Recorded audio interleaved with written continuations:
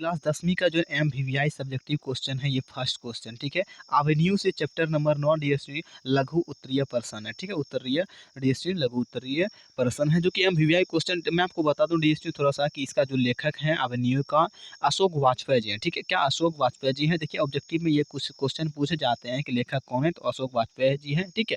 जो कि इसका जन्म यदि डीएसटी बात करें कि 16 जनवरी 1941 को, ठीक है। 1941 को 16 जनवरी, ठीक है। जी यहाँ पर देता हूँ 16 जनवरी 1941 को, ठीक है। दुर्गा छत्तीसगढ़ में हुआ था, किंतु उनका जो ना मूल निवास सागर मध्य प्रदेश है, ठीक है।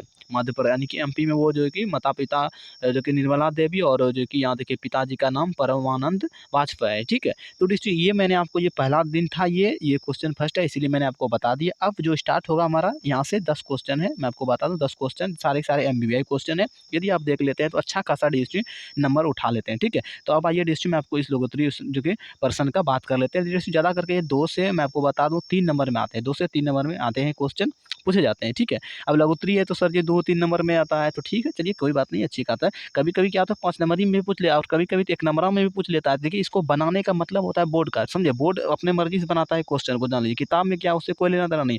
बहुत कम जो है ना क्वेश्चन किताब से मैच करता है, अलावा सबके सब बनाया हुआ रहता है डीएसटी। यदि आप जो कि अभी क्वेश्चन चेक करते हैं इधर वाला, समझे? इधर वाला अगर क्वेश्चन चेक कीजिएगा तो आइए स्टार्ट करते हैं। डिस्ट्रिक्ट मैं आपको बता दूँ ए टू जेड जानकारी देने वाला हूँ इसका एकदम से, ठीक है। क्लास 10वीं का जो है हमारे हिंदी से ए टू जेड जानकारी दूँगा। ट्रिक्स वाला वीडियो रहेंगे, कभी आप जीवन में भूलेंगे नहीं। तो आइए स्टार्ट करते हैं। देखिए हमारा लेखक यहाँ पर जो ना पर्सन 1 नंबर में हो जाते हैं कि लेखक जो है ना एवेन्यू का साथ लेकर गए थे। क्या होता है एवेन्यू? क्या साथ लेकर गए थे? साथ ले गए थे। आखिर लेखक एवेन्यू जो कि क्या साथ लेके ले गए थे, ठीक है। उसके बाद देखिए आज क्वेश्चन दे रहे हैं, वहाँ कितने जो ना दिन तक रहे लेखक की जो है कि उपलब्धियाँ क्या रही है, समझे? यहाँ पर ये क्वेश्चन है। तो दोस्तों आइए क्या लेकर गया था, कहाँ तक रहा था, ये सारा जानकारी एमबीबीआई क्वेश्चन है, दे दूँगा, ठीक है। तो आइए यहाँ पर हमारा उत्तर हो जाता है दोस्तों कि लेखक जो ना एवेन्यू में जो कि 36 दिन तक रहे। सबसे पहला क्वेश्चन आपका हो चुका है। कितना दिन तक रहे ये जो क्वेश्चन है आपका यहाँ से समझ में आ चुका होगा। 36 दिन यानी कि 36, ठीक है, 36 दिन, ठीक है। 36 दिन तक रहे। सबसे पहला क्वेश्चन ये आपका ऑब्जेक्टिव पूछता है कि लेखक जी वहाँ पर जो कि कितना दिन तक रहा, तो 36 दिन एक ऑब्जेक्टिव क्वेश्चन आपको मिल जाता है, समझे बात को? चलिए तो वीडियो को लाइक कर दीजिए फटाक से, ठीक है। अब देखिए आगे बढ़ते हैं। यहाँ पर देखिए लाइक का बटन होगा, फटाक से क्लिक कर दीजिए उस पर, ठीक है।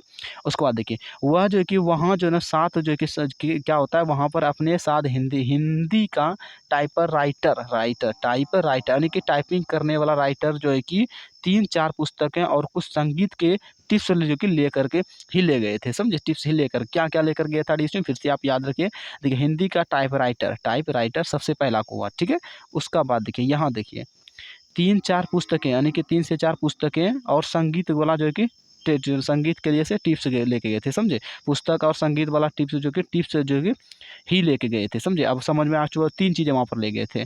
पहला संगीत वाला और किताबें 2-3 गो किताब 3-4 गो किताब और संगीत वाला, समझे? ले गए थे।